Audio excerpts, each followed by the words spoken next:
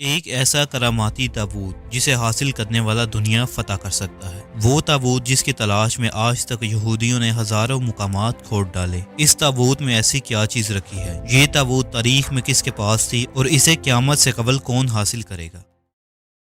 ہم آج دنیا کی سب سے کرشماتی صندوق تابوت سکینہ کے متعلق جانیں گے۔ ہر دور میں مسلمان، عیسائی اور یہود ایک دوسرے کے مخالف رہے ہیں، مگر ایک جگہ جہاں تینوں مذاہب متفق ہیں وہ تابوت سکینہ ہے، ایک معجزاتی اور کراماتی صندوق جو مومنوں کے دلوں میں سکون و قرار کے گھر سے نازل ہوا تھا اور حضرت آدم علیہ السلام سے خاتم الانبیاء کی میراث رہی، جس کی وجہ سے اس کی عزت و حرمت بہت زیادہ ہے۔ اس صندوق کو تابوت سکینہ اس لیے کہا گیا کیونکہ اس تابوت کے ذریعے لوگوں کے دلوں میں تسلی، اطمینان اور سکون حاصل ہوتا تھا، لہٰذا اس سکون کی وجہ سے اس تابوت کا نام تابوت سکینہ ہے۔ انگریزی میں اسے دی آرک آف کویننٹ کے نام سے ترجمہ کیا گیا ہے۔ روایتوں کے مطابق یہ صندوق حضرت آدم علیہ السلام پر نازل ہوا، جو شمشاد کی لکڑی سے بنا ایک بھاری صندوق تھا۔ اسے آپ علیہ السلام جنت سے اپنے ساتھ دنیا میں لے کر آئے اور وفات تک یہ حضرت آدم علیہ السلام کے پاس ہی رہا۔ جب حضرت آدم علیہ السلام کی وفات کا وقت آیا تو آپ علیہ السلام نے اس صندوق کو اپنے جانشین بیٹے حضرت شیش علیہ السلام کو دے دیا۔ اس طرح یہ تابوت بنی شیش میں منتقل ہوتا رہا،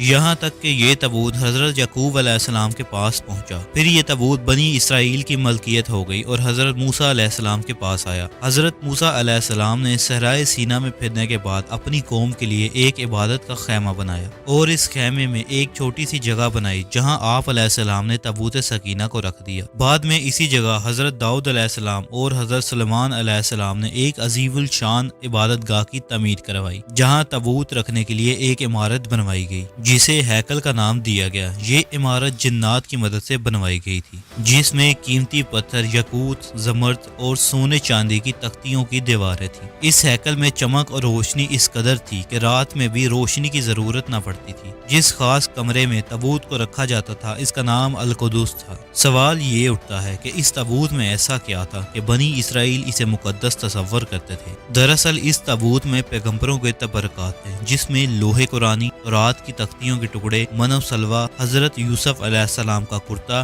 ہارون علیہ السلام کا امامہ، موسیٰ علیہ السلام کا عصا اور امامہ اور حضرت سلیمان علیہ السلام کی انگوٹھی تھی۔ اس کے علاوہ بہت سے پیغمبروں کی صورتوں کے حلیے بنے ہوئے تھے۔ یہ صندوق بنی اسرائیل میں بہت ہی مقدس اور بابرکت تھا۔ بنی اسرائیل جب کفار سے جنگ کرتے اور دشمنوں کے بڑے بڑے لشکر دیکھ کر ڈر جاتے تھے اور ان کے دل کی دھڑکنیں تیز ہو جاتی تو وہ اس صندوق کو اپنے آگے رکھ لیتے۔ اس کے بعد اس تابوت سے ایسی رحمتوں اور برکتوں کا ظہور ہوتا کہ بنی اسرائیل کے نوجوان کے دلوں میں سکون اور اطمینان پیدا ہو جاتا اور ان کے لرزتے ہوئے دل چٹان کی طرح مضبوط ہو جاتے۔ اس طرح انہیں ہر جنگ میں فتح حاصل ہوتی۔ اس کے علاوہ جب کبھی بنی اسرائیل پر کوئی مشکل یا مصیبت آتی تو اس صندوق کو آگے رکھ کر اسے وسیلہ بناتے اور خدا سے دعائیں کرتے تو ان کی دعائیں قبول ہو جاتی تھیں۔ جب تک یہ صندوق اسرائیلیوں کے پاس رہا وہ دوسری اقوام پر غالب رہے۔ یہ تابوت بنی اسرائیل کے لیے عروج اور برکتوں کا سبب بنا، مگر جب بنی اسرائیل طرح طرح کے گناہوں میں ملوث ہو گئے اور لوگوں میں سرکشی اور کفر کا دور دورہ ہو گیا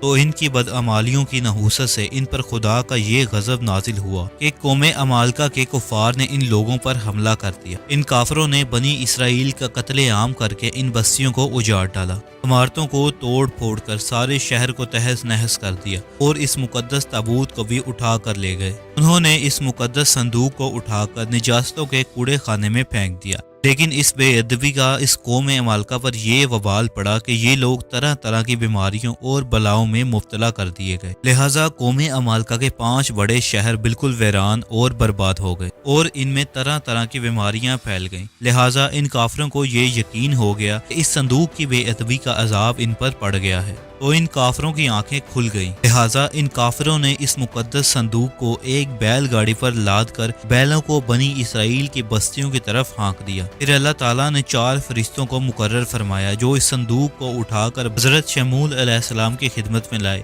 اس طرح بنی اسرائیل کی کھوئی ہوئی نعمت دوبارہ ان کو مل گئی۔ قرآن مجید میں اللہ تعالیٰ نے سورۃ بقرہ میں اس واقعے کا ذکر ان الفاظ میں کیا ہے اور ان سے ان کے نبی نے فرمایا کہ اس کی بادشاہی کی نشانی یہ ہے، تمہارے پاس وہ صندوق آ جائے جس میں تمہارے رب کی طرف سے دلوں کا چین ہے۔ اور کچھ بچی ہوئی چیزیں ہیں اور معزز موسیٰ اور ہارون کی نشانیاں ہیں، اسے فرشتے اٹھائے ہوئے لائیں گے، بے شک اس میں بڑی نشانیاں ہیں تمہارے لیے اگر تم ایمان رکھتے ہو۔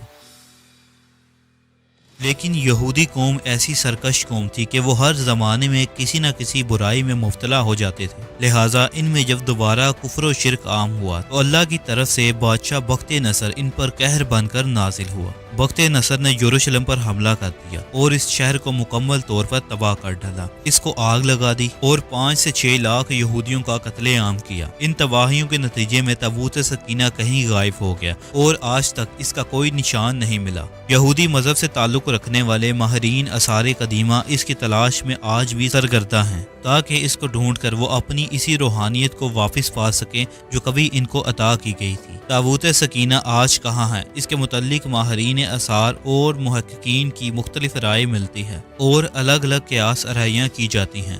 بعض کہتے ہیں کہ بخت نصر کے حملے کے بعد اس تابوت کو افریقہ لے جایا گیا تھا اور وہاں اتھوفیا کے ایک چرچ میں رکھ دیا گیا جہاں وہ آج بھی موجود ہے۔ کچھ لوگوں نے لکھا ہے کہ جاپان کی پہاڑیوں میں کسی بادشاہ نے اس تابوت کو دفن کروا دیا تھا۔ مشہور آرکیولوجسٹ روہن وائٹ کا کہنا ہے کہ یہ مشرقی وسطی یعنی عرب ممالک میں کہیں موجود ہے، جبکہ ایک تھیوری کے مطابق اس وقت یہ صندوق حضرت سلمان علیہ السلام کے محل میں کہیں دفن ہے جو فلسطین میں کہیں آج بھی گم ہے، جس کی تلاش آج بھی یہودی کافی عرصے سے کر رہے ہیں۔ اس محل کی بنیادوں کو آج بھی ڈھونڈنے کی کوشش جاری ہے جسے ہیکل سلیمانی کہتے ہیں۔ دوسری طرف مسلم علماء اور محققین کے بہت سارے خیالات ملتے ہیں۔ بعض کے نزدیک یہ تابوت صوفیوں کے پاس ہے جو ہر دور میں ان میں منتقل ہوتا رہتا ہے، اور بعض کا خیال ہے کہ یہ صندوق امام مہدی اپنے ساتھ لے کر آئیں گے۔ یہ صندوق کہاں ہے اور کب ظاہر ہوگا، اس کے پاس ہوگا، اس سب کا علم اللہ تعالیٰ کو ہی ہے۔ لیکن یہ بات حتمی ہے کہ جس دن تابوت سکینہ دنیا میں ظاہر ہو گئی،